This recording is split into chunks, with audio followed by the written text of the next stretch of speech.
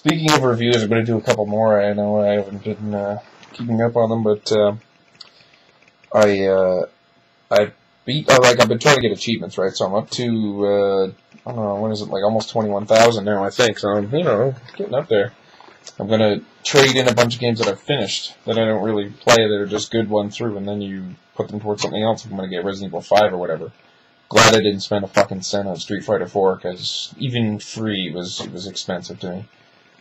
Anyway, I've been playing, I played Condemned 2 and finished it a while back, and I'm going to go through it and play it again, but I thought, okay, well, I've got the original Condemned, which I always really liked, and I'm going to go ahead and just play that, get some achievements, because I haven't really gotten that many. I mean, I only had 600 and something out of the full amount, which is like 975 or whatever. And to me, I gotta get them all. So I put it in, start playing at night with the headphones on, and holy fuck, I forgot how ridiculously good it is. It is fucking amazing. The sound effects are so good. The audio textures are ridiculous.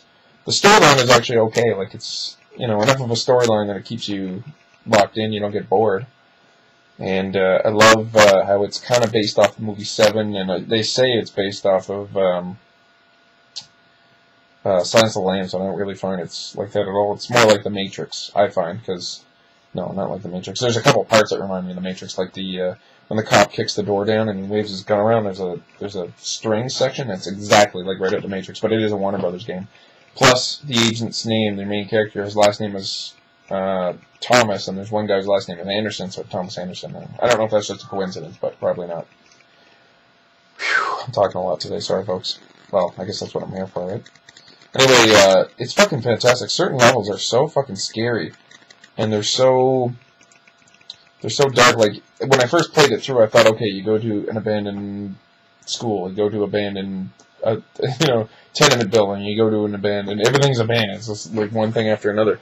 But the locales are really good. Like, the school is really creepy. The end level is actually really fucking creepy too, because it's just because of the sound. It makes everything seem kind of otherworldly. It almost seems like you're on the moon rather than on Earth, like, because everything's just so creepy, and the lighting, and it's just, if you're really into it, it's fucked up. It just seems like you're in another plane of existence or something. Or maybe it was all those drugs. Oh. No, I don't really do drugs. They're disgusting. Anyway, when you grab a 2x4 off of a rotting wall and fucking crank someone in the face with it, it feels really good.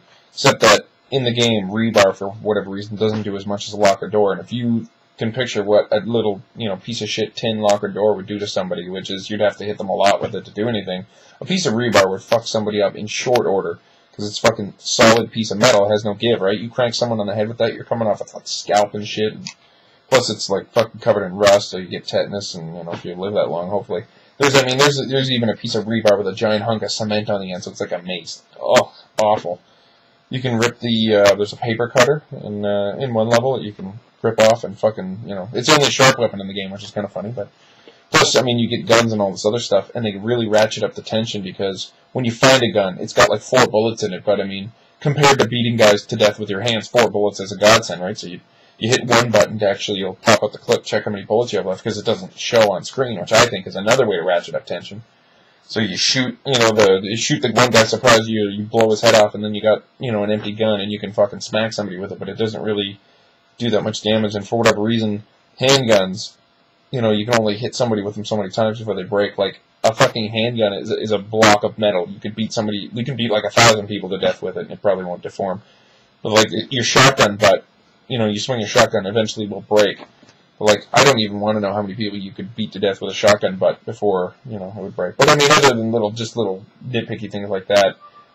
The face on Ethan is kind of crappy. That's probably the only thing in the game. Some of the graphics are a little off because, of course, it was a launch title. But actually, some of the graphics are still really good. Even today, I find they're pretty good. The shotgun looks stupid. I don't like its sound effects, and I don't really find it's that well done of a weapon. But every other weapon in the game is really good.